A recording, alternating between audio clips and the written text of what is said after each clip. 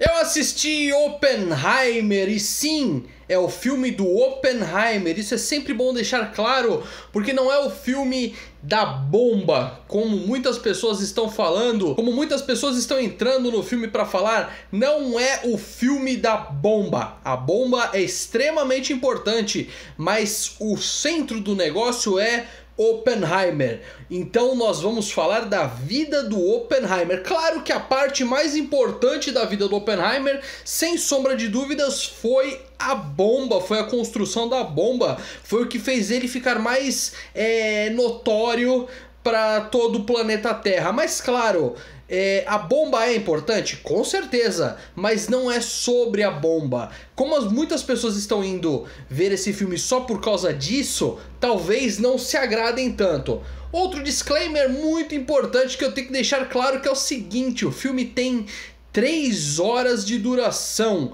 E parece que é muita coisa, pode-se ter a impressão de que é um filme muito longo.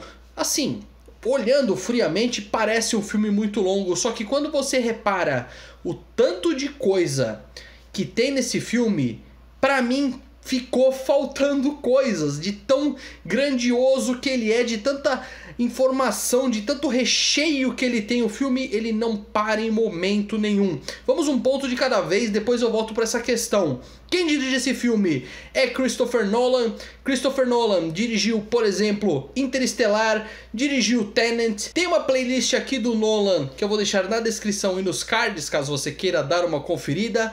Ele é um diretor muito autoral, dá pra ver que é o Nolan. Em alguns momentos é muito a cara do Nolan esse filme, e tem outros momentos que a gente nem percebe que é o Nolan que está dirigindo, porque ele não tem esse hábito de fazer filmes biográficos, o que é interessante por um lado e subversivo, entre muitas aspas, por outro. A gente não está acostumado a ele tratar de temas reais, biográficos mesmo. Então quando aparece isso, dá essa impressão, mas aí a gente tem que lembrar que é o filme do Nolan por vários motivos. Ele mexe muito com o tempo. O tempo é interessante nesse filme, mas ele não é tão bem explorado quanto nos outros, que ele, quando costuma mexer com o tempo, ele pira. Uma questão muito importante que eu já deixo aqui avisado pra vocês: todas as partes coloridas do filme são dramatizações, coisas que o Nolan colocou pra rechear a história. Agora, a parte que é preto e branco do filme mesmo, essa de fato aconteceu, tem registro e tem testemunhas falando a respeito. Por isso que em alguns momentos ele é colorido e em outros momentos ele é preto e branco. Como ele é baseado numa história real, o meu medo foi o seguinte: do Nolan tentar passar um pano para as atitudes do Oppenheimer, porque como qualquer ser humano, o Oppenheimer tem as suas fraquezas, os seus erros, os seus momentos de queda. Ele não é um super-herói, ele não é o Batman, como por exemplo o filme que o Nolan dirigiu também. Ele é um ser humano e seres humanos falham com frequência. E eu achei que ele ia dar uma passada de pano, porque ele é o personagem título do filme, mas não, ele não passa pano e ele tenta ir para um lado político muito interessante. Por quê? A história do Oppenheimer, a história real do Oppenheimer é muito interessante, só que o problema é o seguinte, aí eu já deixo a pergunta até pra vocês: história real conta como spoiler? Porque se contar como spoiler, muita coisa do filme você não pode saber. Só que a minha recomendação é o seguinte: vá atrás de documentários antes de ver esse filme. Porque se você já tiver um conhecimento prévio mínimo da história do Oppenheimer, seria ótimo.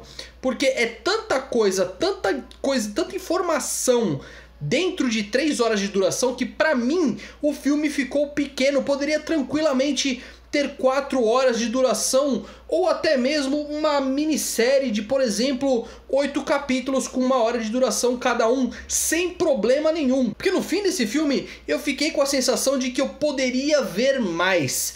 Ir atrás de documentários, ir atrás de podcasts, de livros, como por exemplo o livro que foi baseado nessa história, que chama O Prometeu Moderno.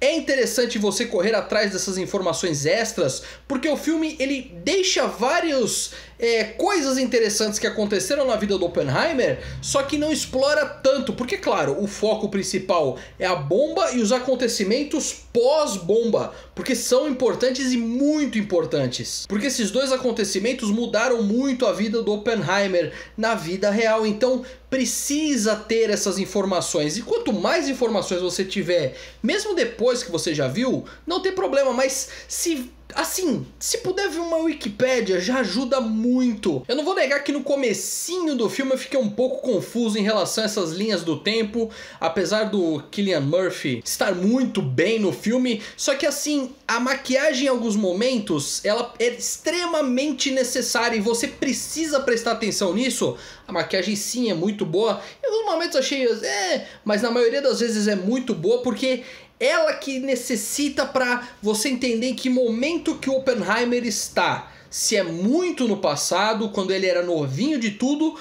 ou se é bem no futuro, depois de tudo que aconteceu e de tudo que foi repercutindo adiante na história dele.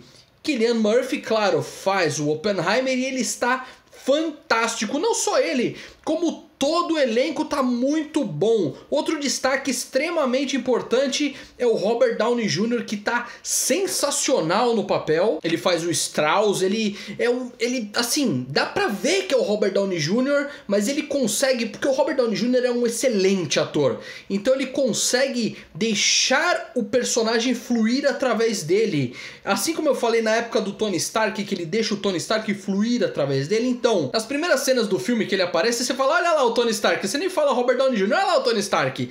Aí depois de um tempo, ele consegue trazer você o Strauss e de fato você vê outro personagem, o que é ótimo, porque sim, ele é um excelente ator. Falando em relação ao elenco, tá todo mundo excelente, excelente mesmo. Eu não tenho nada, uma vírgula a dizer da atuação de qualquer um, mas para efeitos assim de que eu citei pelo menos o nome, nós temos a Emily Blunt, nós temos o Matt Damon também nessa história e tá todo mundo muito bem mesmo. E como pegar a vida de uma pessoa e transmitir para um roteiro? Aí já é muito complicado, e nisso o Nolan vai muito bem, porque como é aquilo que eu falei, ele é extremamente recheado de informação, ele precisava primeiro escolher as informações corretas para passar a forma certa, a mensagem que ele queria passar para o filme. E outra coisa, a gente precisa ter um mínimo de linha cronológica de alguma coisa, sim, e ele consegue fazer isso muito bem. O roteiro é muito bom,